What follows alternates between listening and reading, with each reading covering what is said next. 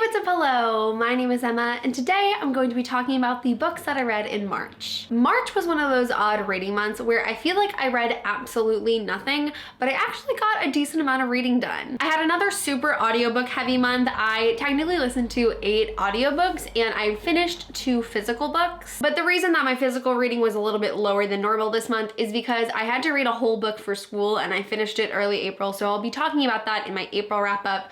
But I'm excited to dive in and share my thoughts on all these books with you guys. So we're gonna start it off with 4 audiobooks I'm grouping together. Number 1, because they're part of a series, and number 2, because I have talked about them so many times on my channel that we don't honestly need to dedicate a lot of time to them, but that is the first 4 books in the Harry Potter series by J.K. Rowling. I do have individual spoiler-filled reviews for each of my Harry Potter books, so I'm gonna link all of them in the description if you wanna hear like my super in-depth thoughts. Yes, it is time for my yearly Harry Potter reread. If you don't know, I read the Harry Potter series in full every single year. Typically, I marathon them and read them one after another, but this year I've actually been staggering it and listening to maybe 1 or 2 audiobooks in between each of them, and it's been a different format that's been really refreshing. I have read Harry Potter so many times that I've actually lost count at this point. If I had to guess, we're probably like on reread number 18 of the first 5 books and maybe number like 13 of the last 2. But my yearly reread of Harry Potter just fills me with so much joy. I always tend to gravitate towards starting my reread when I'm going through a rough time and feeling really down, because it just brings back so many good memories and allows me to feel so happy even when there's other things going on in my life that are going against that. I love revisiting the characters and this amazing setting. I love the magic system and reverting back to all these old plot points that bring me so much joy, but it's also really fun to discover new things every single time I reread Harry Potter. I either find out something new or I'm refreshed on something that I had previously forgotten a lot about. So overall, I've just been having such a great time rereading this series, and I will definitely be getting to the last 3 books in the next coming months. In the month of May, I listened to an audiobook and immediately started it over again, so I read this book twice, and that is Daisy Jones and the Six by Taylor Jenkins Reid. You have probably heard me talk about Daisy Jones and the Six in some capacity. It is a historical fiction novel set in the 60s and 70s in America. It follows a singer-songwriter named Daisy Jones and a band called The Six, and basically a record producer puts them together and sets them up to be the biggest band in the world. And the story is told through an oral history, meaning it's like pieced together from interviews with the band and people that knew them. So it tells the story of how they came to be together, what it was like at the height of their careers, and finding out for the first time why this iconic band broke up. I am enthralled by Daisy Jones and the Six. It is absolutely one of my favorite standalones, not only of the year, but of all time. The characters in this book are just unbelievable. They are so larger than life, but they are also intensely realistic to the point where it's hard to separate and realize that this book is fiction and that Daisy Jones and the Six never actually existed. The ambience of the story is just top notch. The culture and history of 70s rock music was just an amazing element to the story, and I became way more invested in it than I ever expected to. A lot of people gush over the romance and like slight sophisticated love triangle that exists in this book. That's personally not my favorite part. I thought it's very well executed, but overall what really draws me to the story is these amazing multifaceted characters and just this incredible plot. The highs and lows of these characters as a band and as individuals was just so captivating, and I just want to reread this story over and over and over again. I will genuinely never get sick of it. Oh my god, another thing I loved about this story is just the exploration of addiction. There's a huge influence of drugs in this novel, of course, given the time period, and a couple of the characters in this book are addicts, and as someone who's really passionate about substance abuse and awareness of addiction, it was wonderful. Like, I can't say anything but positive things about this book. I do want to make a full dedicated review to Daisy Jones and the Six just because it is a book that is so close to my heart, but I genuinely don't think I've ever read a book that I would recommend so highly to absolutely anyone. It is just a masterpiece, and it's not one you're going to want to miss. The first physical book I read in the month of March is On a Scale of 1 to 10 by Steele Scott. This was sent to me last month by the publisher to review. Our main character's name is Tamara, and she is admitted to a psychiatric facility with a variety of different mental health problems. She struggles with self-harm and suicidality. She also is carrying the weight of the death of one of her very close friends. And so she's going through a lot, and it basically just details her experience at her stay in inpatient. Unfortunately, I did not really enjoy this book. I was very excited going into it because like there are so few examples of representation for borderline personality disorder in the media, and especially as the author herself also has the same condition. Like I was expecting a lot, but unfortunately it just didn't click for me, and I ended up giving it like 2 or 2.5 stars. What I did like about the book is the mental health representation. I thought it was very authentic and realistic. I do think the imagery created by this book is a little graphic, so I would stay away from it if things like suicide and self-harm are very triggering to you. But as someone who can handle that content, I thought it was very well expressed. Unfortunately, that was like the only thing I liked about it. Particularly the writing was a huge gripe of mine. I get that it's a debut, but the writing was just very amateur and underdeveloped to me. The dialogue was very weak, and the strongest part were like Tamara's inner thoughts and monologue, but just the way that characters interacted and the way that things were described, I just thought a lot of improvements could be made there. What I saw of secondary characters I really liked. It's just that they were very one-dimensional and did not receive a lot of attention, so it was difficult to connect with them. So I thought had they been more present and we had gotten to know a little bit more about them as opposed to just their relationship to Tamar, I think it would have really benefited the story. And also I just kind of struggled with the realism in this novel. Like I'm also someone who has stayed at a psychiatric facility, and while like my experience of course does not explain everyone else's, the book just sort of went beyond the bounds of what teens are capable of doing at these types of places, and it just kind of struck a nerve with me. Like I'm aware that I'm reading fiction and reality can be stretched a little bit in order to create an entertaining story, and I also totally recognize that a setting like this at a psychiatric facility, like they're so frequently not well maintained and poorly staffed, so like a lot of stuff could go on, but at a certain point when you're reading a book and realizing that like this could not happen in real life, you just start to roll your eyes and it becomes very distracting. So I think had there been a little bit more realism implemented into the book, and also if it was a little bit longer to account for some more development and stuff, I think I would have really enjoyed it, but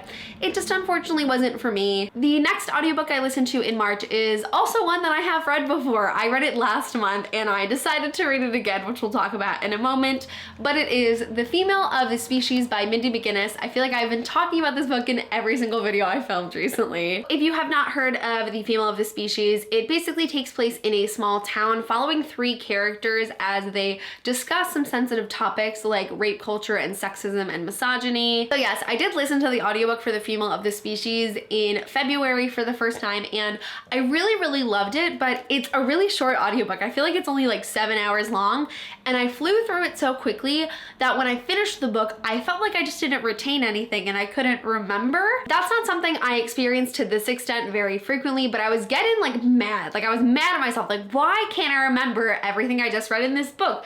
And because it was such a short audiobook, I was like, why don't I just listen to it again to make sure I remember everything? And because the audiobook is so short, I actually ended up listening to it in one day. So like it took me absolutely no time to make sure I really understood the content of this novel. I will say, as I was reading, I kind of impressed myself with how much I did remember. Like I totally thought I forgot more than I actually did. So I don't know if this reread was necessary, but I do appreciate the fact that it gave me more of an understanding of it because I really like this book. Again, I did talk about this book in last month's wrap up, so I'll link that below if you want to hear more specific details of it.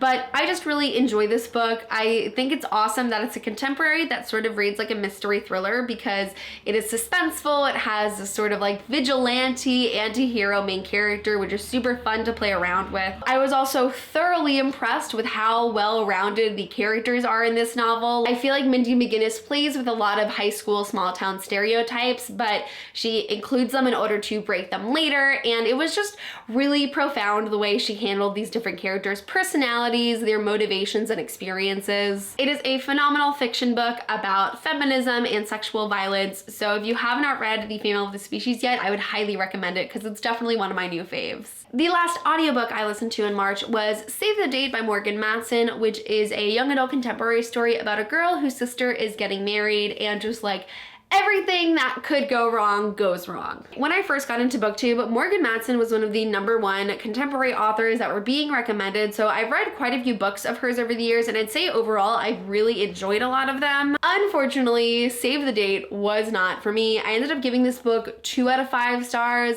I don't know if like this is just an outlier and it was just like not Morgan Matson's best work, or if I've just sort of grown out of her style and it's more consistent with what I used to read and enjoy. I'm not sure, but it was not a great time. The one thing I really liked about this book was the big family dynamic. I love a story that centers around not just a main character, but their family and their relationship to their siblings and parents. So having this family of like 7 people total with 5 siblings was just really wonderful to read about. Unfortunately, I did not really like the main character herself as much.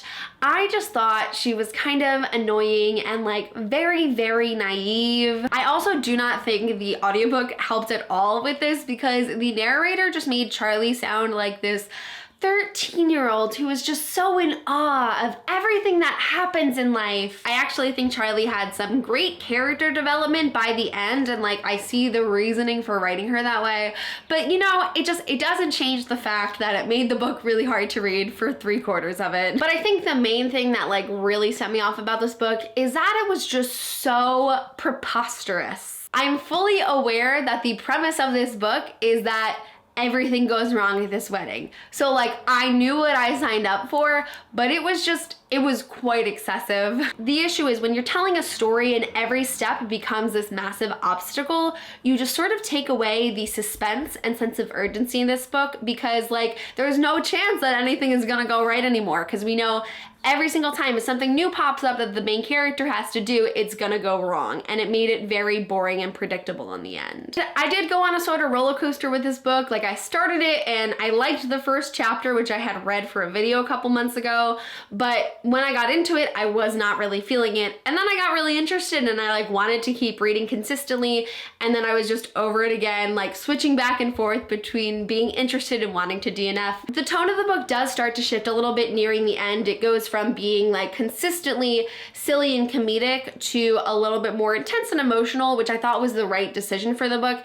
And again, I really liked Charlie's character development in the end, but overall, I probably wasn't like the intended audience for this book, and that was made very clear by my reading experience. And the final book that I read in the month of March is The Red Scrolls of Magic by Cassandra Clare. This book did just recently came out, but I got an ARC from the lovely Lily Mead, whose channel I will link below. Co-written by Cassandra Clare and Wesley Chu, The Red Scrolls of Magic is the first in a new trilogy called The Eldest Curses, following Alec Lightwood and Magnus Bane from the Shadowhunter Chronicles. It takes place during the time of City of Fallen Angels, as Magnus and Alec are on vacation throughout Europe when suddenly Magnus is accused of founding this cult that is creating a lot of chaos in Downworld, but Magnus does not remember it, so they sort of have to go on a chase to clear his name. I really enjoyed Red Scrolls of Magic. I gave it 4 out of 5 stars. If you want to hear more about my thoughts on this book, I do have a spoiler-free reading vlog as I am going through the book that is coming very soon, and I will eventually have a review, but like I'm in school, I don't know when these reviews are gonna be posted. One of my favorite things about Red Scrolls of Magic is how this book literally transports you back to the time of the Mortal Instrument series. Obviously all of the Shadowhunter books are set in the same world, but each series definitely does have its own distinctive vibe, and Red Scrolls of Magic just fits in perfectly to that comedic, humorous, somewhat lighthearted, but still intense and angsty feelings created by the Mortal Instrument series. And I was just like so mind blown with how well Cassie Clare with Wesley Chu were able to go back to that time. I really loved getting to see more of Magnus and Alec, not only as a couple, but as individuals. I just thought this book did a really great job of exploring their own personalities and histories, because we don't really get a ton of that in the Mortal Instrument series, as they're not the main characters. but getting to see both of their perspectives and seeing how they interact at the very beginnings of their relationship was just so lovely and wonderful, and I feel like this is really the story that Malik fans have been waiting for. I thought the plot was just so fun. Like, you can distinctly tell that Cassie Clare has the most fun writing stories with Magnus. Just like the events that were happening, the action, there's so much great demon fighting content in this book, and it was just really fun, and ultimately just I keep going back to the way that it transports me back to my favorite series, because it's like unbelievable how well this really fits into that time period. I will say, I don't think the writing of Red Scrolls is at the same level as to what Cassie Clare has been publishing herself in more recent years. I just have this weird thing where I never enjoy the writing with Cassie Clare's co-written works as much as I enjoy her individual books. I think that Wesley Chu and Cassie's voices combined really well in the story. Like, I literally can't tell who was writing what, which is an awesome thing, but it just didn't have the level of maturity and sophistication coming off of something like the Dark Artifices series, which is like super big and dark. It reflected that of what's earlier in her career. The way I see it is, if you really love the Mortal Instruments series, you're really gonna love Red Scrolls, but I feel like those who prefer the Dark Artifices and the Infernal Devices, they might be a little less satisfied, but in total, I just feel like this is such a great Malik story, and if you're a fan at all of the Shadowhunter Chronicles, it is not a spin-off you're gonna wanna miss. So that concludes all of the books that I read in the month of March. I really hope you guys enjoyed, because with February and me starting Jane Eyre and March and me reading this book for school, I'm super excited to see what April holds with reading for me, because I'm just feeling so invigorated to get back into reading before bed and reading as much as I can and just reading all of these books that bring me a lot of joy. In the comments below, I would love to know what books you read in the month of March and if you have any feelings of books that I recently read. But that is it for this video. Thank you guys so much for watching, and I will see you soon for a new one. Bye!